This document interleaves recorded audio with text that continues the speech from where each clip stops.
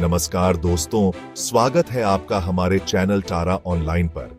आज हम बात करेंगे रूस और यूक्रेन के बीच जारी संघर्ष के बारे में। इस वीडियो में हम जानेंगे कि यह युद्ध कैसे शुरू हुआ, मौजूदा हालात क्या हैं और इसका वैश्विक प्रभाव क्या हो रहा है। आइए शुरू करते हैं। युद्ध की शुरुआत और मुख्य कारण। रूस यूक्रेन युद्ध की शुरुआत 2014 में हुई, जब रूस ने यूक्रेन के क्राइमिया क्षेत्र पर कब्जा कर लिया। इसके बाद पूर्वी यूक्रेन के दोनेत्स्क और लुहांस्क क्षेत्रों में रूसी समर्थक विद्रोहियों ने संघर्ष शुरू कर दिया। यह युद्ध धीरे धीरे बढ़ता गया और 2022 में पूर्ण युद्ध का रूप ले लिया। युद्ध के प्रमुख पक्षकार रूस और यूक्रेन। इस युद्ध के प्रमुख पक्षकार हैं रूस और यूक्रेन।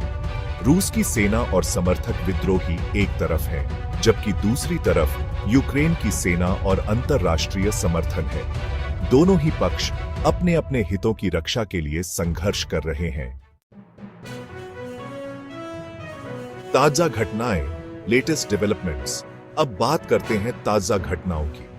हाल ही में रूस ने पूर्वी यूक्रेन में अपने हमलों को तेज कर दिया है। यूक्रेन की सेना ने भी जवाबी कार्रवाई में कई क्षेत्रों में अपने नियंत्रण को मजबूत किया है।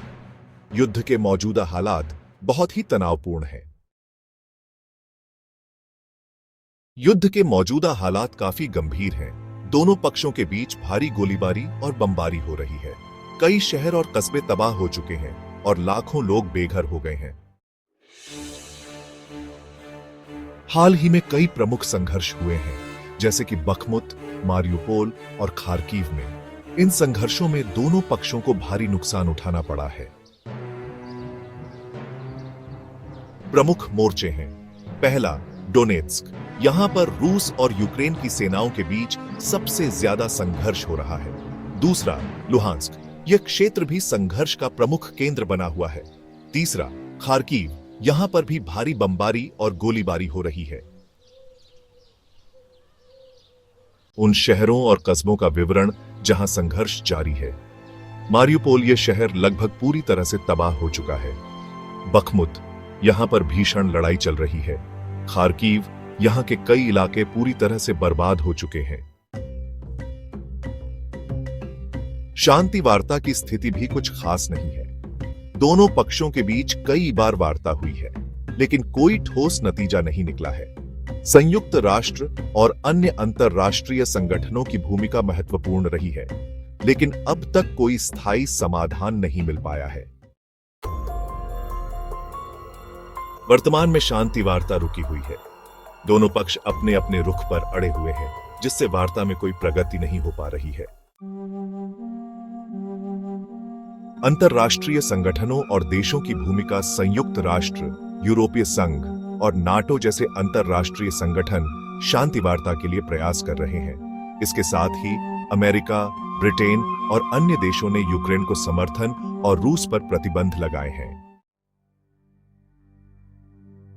प्रभाव और परिणाम, इंपैक्ट एंड कॉन्सिक्वेंसेस। युद्ध का वैश्विक अर्थव्यवस्था पर भी गहरा असर पड़ा है।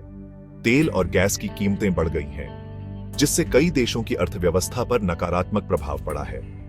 इसके अलावा लाखों लोग बेघर हो गए हैं और बड़ी संख्या में लोगों की जानें गई हैं।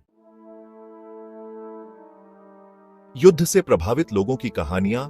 इस युद्ध में सबसे ज्यादा प्रभावित आम लोग हुए हैं। कई लोग अपने घरों से बेघर हो गए हैं और उन्हें शरणार्थी शिविरों में रहना पड़ रहा है। उनकी कहानियां बहुत ही दर्दनाक हैं और हमें उनके संघर्षों को समझना चाहिए। अंतर्राष्ट्रीय समुदाय की प्रतिक्रियाएं भी काफी महत्वपूर्ण रही हैं। विभिन्न देशों और संगठनों ने इस युद्ध की निंदा की है और यूक्रेन को समर्थन दिया है। साथ ही रूस पर कई प्रकार के प्रतिबंध भी लगाए गए हैं। अमेरिका और यूरोपीय संघ ने रूस पर कई आर्थिक और राजनीतिक प्रतिबंध लगाए हैं। वहीं यूक्रेन को वित्तीय, सैन्य और मानवीय सहायता प्रदान की गई है। इन प्रतिबंधों और समर्थन का युद्ध पर महत्वपूर्ण प्रभाव पड़ा है। अंत में आइए जानते हैं भविष्य की संभावनाओं के बारे में। इस युद्ध का संभावित भविष्य बहुत ही अनिश्चित है। शांति की संभावनाएं और चुनौतियां दोनों ही हैं। अंतर्राष्ट्रीय समुदाय के प्रयासों से ही इस युद्ध का स्थायी समाधान संभव हो सकता है। अगर आपको यह वीडियो पसंद आया हो तो कृपया लाइक और सब्सक्राइब करें। इस वीडियो को शेयर करें ताकि और लोग भी इस महत्वपूर्ण मुद्दे के बारे में जान सकें। धन्यवाद।